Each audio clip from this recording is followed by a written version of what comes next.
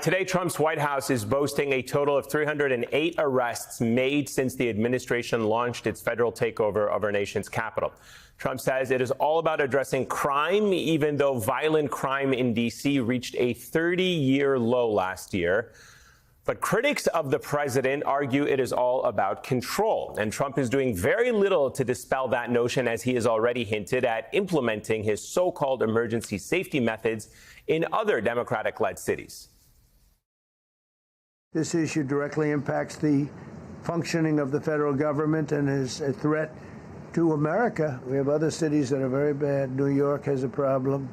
And then you have, of course, Baltimore and Oakland. They're so far gone. And this will go further. We're starting very strongly with D.C., and we're going to clean it up real quick. Mayors in blue cities are already pushing back. In Baltimore, Mayor Brandon Scott said in a statement, quote, "When it comes to public safety in Baltimore, Trump should turn off the right-wing propaganda and look at the facts. Baltimore is the safest it has been in over 50 years. The mayor of Baltimore, Brandon Scott, joins us now. Mayor Scott, it's great to have you on the program. First, how would you explain what Trump is really doing with D.C. in this takeover? I mean, what's the point of this when, as you say, looking at the facts show that crime is down, not just in Baltimore, but in D.C. as well? That seems oblivious to the president. Well, it's a multifaceted approach for them, right? One, it's a distraction for all the things that the president doesn't want to talk about, right? It's very simple. The price of eggs hasn't gone down. It's higher. Eggs are higher today than they were last August. He doesn't want to talk about Epstein. He doesn't want to talk about the economy. He doesn't want to talk about the embarrassment of the meeting with Putin. So the president and his folks want to distract us all from all of those things and go back to these dog whistles that they go to every time, right? And I think it's important to note that, as you noted, in D.C., in Baltimore, in Birmingham, in Chicago, in Oakland, all of these places that he named, you're seeing historic record drops in violence. And for us here in Baltimore, we have the fewest amount of homicides through this date on record. That is over 50 years in all of my lifetime, and we're still not satisfied. We want to go even further with our reductions that we have, not just in homicides, but in shootings, in carjackings, in robberies, in auto thefts. We want to keep focused on the mission of reducing violence, and we won't be distracted by the president or anyone else from that. Mayor Scott, young brother, I've been watching you since Pull Your Mask Up, Shorty, and have always appreciated the work that you're doing in the city of Baltimore.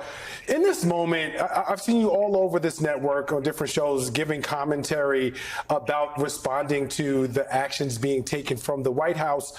But you raise a number of good points. This is a over 50-year low in violent crime for your city, and you're doing amazing work as a young mayor. How do you redirect this conversation in this moment so that you're able to highlight more and more of the accomplishments and the work that you've been able to do, particularly with finding some sort of decent cadence between law enforcement and community in your city? How do you make the conversation about that as opposed to dealing and having to completely respond to what's coming out of Washington? Yeah, we have to remain focused, right? And we have approached this problem of gun violence as a public health issue because that's what it is. I wanted to be the mayor of Baltimore since I was 6 years old because I saw someone get shot in my neighborhood and no one give a damn, right? When you've lived through that, when you lived through zero tolerance policing like I did, where everybody that was black that lived in my neighborhood or neighborhoods like mine could be set in handcuffs like I was, you see it in a different way. And now we know better. So as my grandmother would say, we have to do better. We have a comprehensive violence prevention plan that is required by law. I passed the law. I'm the mayor that now has to enforce that law. And when you see the investments that we've done to community violence intervention, when you see our group violence reduction strategy, where we have community organizations and moral voice partners working alongside police officers to identify those folks who are most likely to be the victim or perpetrator of gun violence, giving them a chance, and if not, then we remove them, we are a lot better than we've ever been in my lifetime. But that's still not enough enough for me. You won't see me saying that we solved gun violence totally in Baltimore, because this is my #1 mission, and no one, the president included, will distract me from that. But we also need to push back on this way that we have to go in and all enforce, because what the president is doing is taking these agents who should be out there trafficking, stopping gun trafficking organizations, drug organizations, all of these things that they do a great job with, and we have great partnerships with our federal partners, to go out and just walk around to show force. You have to be smart on crime and attacking crime and letting the law enforcement officers do what they signed up to do. If the federal government really wanted to help cities like Baltimore with crime, with their public health programs, what would that actually look like? And actually, I want to expand it beyond crime, because this president is also planning to push homeless people out of Washington, D.C., and potentially impact people living with mental health challenges in Washington, D.C. So what would it look like if you were going to have a real conversation about solving these issues with the president? What would you actually want them to do? Well, listen, we had 4 great years of that. When you see these historic reductions, a lot of that is through the work that we did with the previous administration. And these are just some things that the president can do. We know the president likes to come out and make these big, bold statements, so I'll give him a few.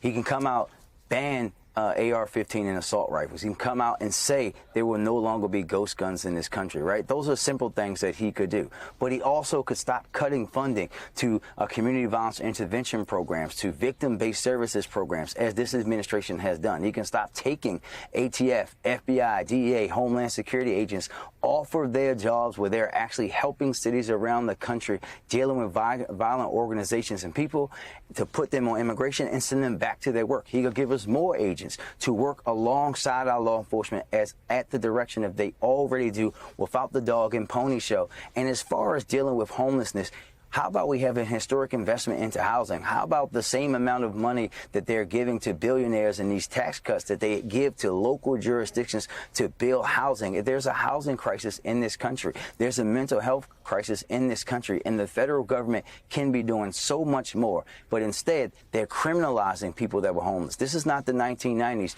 We don't need zero tolerance policing. We don't need to over-police poor people or people with mental health issues. It didn't work then. It won't work now.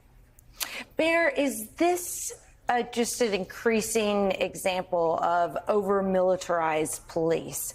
And when it's less about community patrols and it's about a lot of the gear that is, held over from the war on terror, essentially, and how that mentality has seeped into law enforcement at home when we aren't necessarily using those tools of war abroad anymore? Yeah, I think that, listen, when you look at, for example, our police department here in Baltimore, through our federal consent decree, is in a much better position than we've been in my lifetime, especially coming out of 2015 in the unrest after the death of Freddie Gray. But we have to switch that mentality from a warrior mentality to a guardian mentality. And we also have to realign what we were doing with our police department. My grandmother, if she was alive, would tell you that she never said that she didn't want any police in our neighborhood growing up. But she would tell you that she didn't want the police focusing on me and my brothers and my other cousins who had never been involved in crime, but we were just being harassed just because we were black. It's about having that balance, focusing law enforcement on those who they should be focused on, allowing communities to build relationships, and that's what we've been doing. We're not perfect here in Baltimore by any measure of the word, but we're a lot better than we used to be. And when you talk about clearing over 60% of the murders so far this year, we know that that relies on police-community relations improvement, and you have to improve them every day. This is not the way to do it.